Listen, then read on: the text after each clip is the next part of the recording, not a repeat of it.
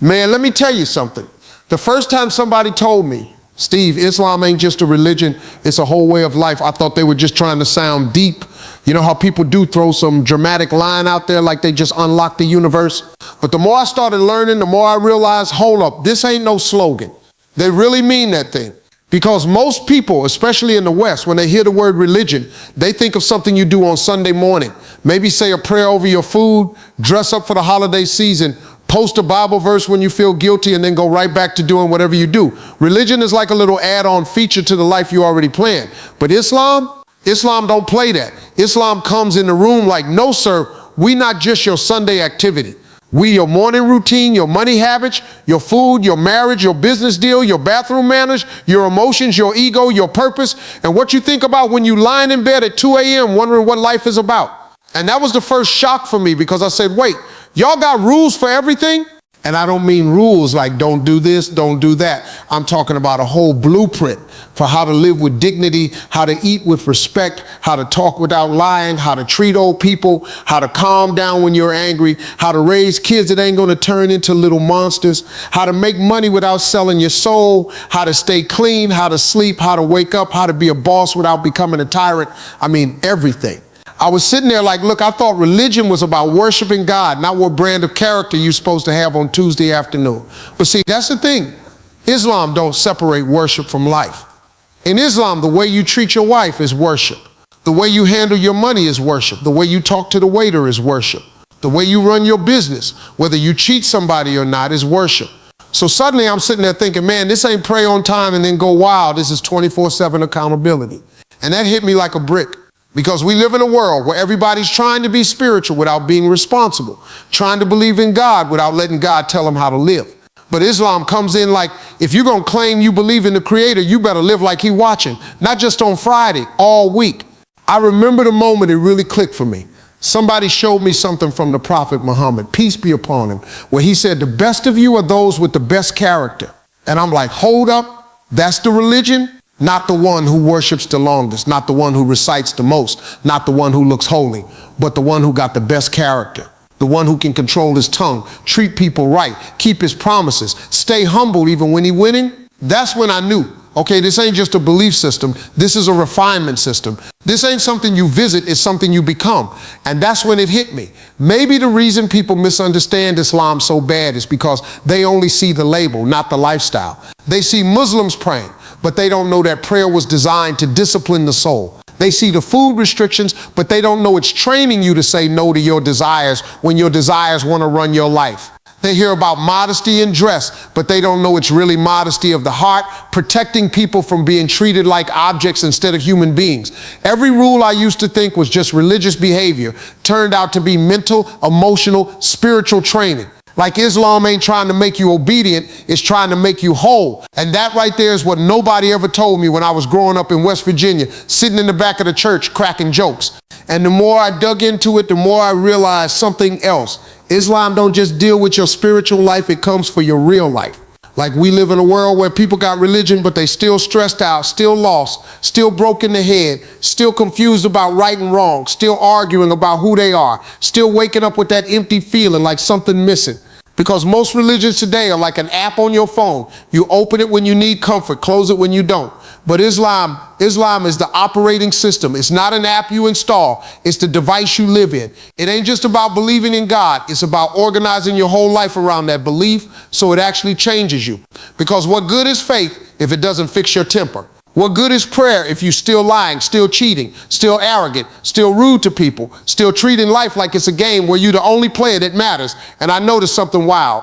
In Islam, nothing is just personal.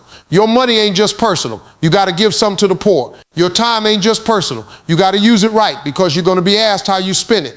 Your family ain't just personal. You got to honor them, raise your kids right, take care of your parents when they old. Even your body ain't just personal. God gave it to you, so you ain't supposed to abuse it with drugs, with alcohol, with fake lifestyles that destroy your peace. Everything is connected. Everything is accountable. And I ain't gonna lie, at first that sounded intense. I said, hold up now. Y'all got rules for diet, rules for business contracts, rules for marriage, rules for how to end a marriage, rules for inheritance, rules for trade, rules for speech, rules for hygiene, rules for hospitality, rules for war, rules for making peace. Y'all got rules for using the bathroom. I thought it was overkill. But then something hit me. Every time humans try to live without rules, they break themselves. When money ain't guided, you get corruption. When marriage ain't guided, you get cheating and broken homes. When desires ain't guided, you get addiction. When power ain't guided, you get oppression. When the ego ain't guided, you get arrogance. And all of a sudden, I'm sitting there like, wait a minute. Maybe the rules weren't changed. Maybe they were guardrails. And the craziest part, the more I read, the more I saw that Islam didn't come to control people, it came to protect them. Protect the poor from the rich, protect women from being used and discarded, protect children from growing up without fathers, protect the society from scammers, protect the heart from envy, jealousy, greed, protect the soul from thinking it don't need God.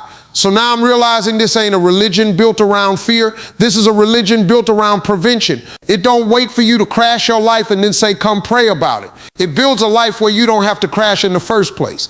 And that right there, that's different, because we don't live in a world that prevents pain. We live in a world that treats pain after it already happened. We don't fix broken families, we normalize them. We don't stop men from disrespecting women. We just write hashtags after the damage is done. We don't teach people how to love, how to lead, how to stay loyal.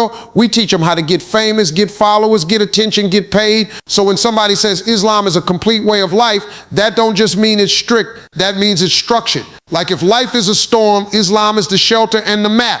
And I sat there like, man, if I had known this 20 years ago, maybe half the mistakes I made wouldn't even exist. And it started getting real when I learned something Muslims say all the time. Islam came to take human beings from darkness into light. And I had to stop and ask myself, what's my darkness? The anger, the ego, the regrets, the things I chase that don't make me happy, the parts of me that look successful on TV but still feel empty when the lights cut off. Because if a way of life can fix that, then that ain't just religion. That's salvation, and not the type where you shout amen and go home unchanged, but the kind that rebuilds you from the inside out. But here's the part that really flipped my whole mindset. When I realized Islam don't just teach what to do, it teaches why. See, a lot of people think religion is just a list of rules floating in the air with no explanation. Just do it because God said so. But every time I looked deeper into Islam, I found not just a command, I found a purpose behind it. And that purpose always led back to one thing: making a human being the best version of themselves before they stand in front of God. So now I'm sitting there thinking, man, most of us live life backward. We try to impress the world and neglect the soul. We try to get validation from people who don't even care about us. We spend money we don't have to get things we don't need to impress people we don't like, then end up still unhappy with a closet full of shoes and a heart full of emptiness.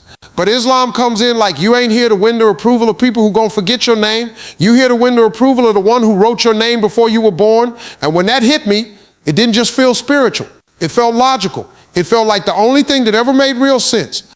Because I've lived long enough to know this. Most people are dying inside even while they're smiling outside. They got followers but no purpose. They got cars but no peace. They got success but no sleep. And when I started seeing how Islam treats the human heart, not just the body, not just the habits, but the heart, I said, oh, okay, now I get it. That's why they pray 5 times a day. Not because God needs the prayer, but because we need the reset. That's why they fast in Ramadan. Not because God needs people to starve, but because it trains you to stop being a slave to your desires. That's why they give charity. Not because the poor need handouts, but because the rich need humility. That's why they say salam when they greet each other, because peace is supposed to start on the tongue before it ever reaches the world. Everything is designed to build a certain type of human being, one that can walk through this messy, loud, tempting, painful world without losing their soul in the process. And let me tell you something that shocked me. Islam don't separate faith from daily life. We do. Islam don't say be good in the mosque and ruthless in the office. Islam don't say respect your mother but run game on women. Islam don't say worship God and then cheat on your taxes. Islam don't say love your neighbor and then crush them in business. Islam says if you're a believer, your belief better show up everywhere in how you talk, how you buy, how you sell, how you forgive, how you handle success, and how you handle loss. It ain't enough to say I love God if the cashier, the waitress, the janitor, the Uber driver, the spouse, the child, the stranger can't see that love in your character. And that hit me hard because I know a whole lot of religious people who pray loud and live dirty.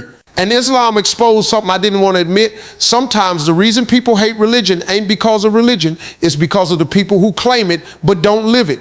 And that's when Islam hit me with something even heavier. In this way of life, the biggest thing you'll ever be judged on is the person you became.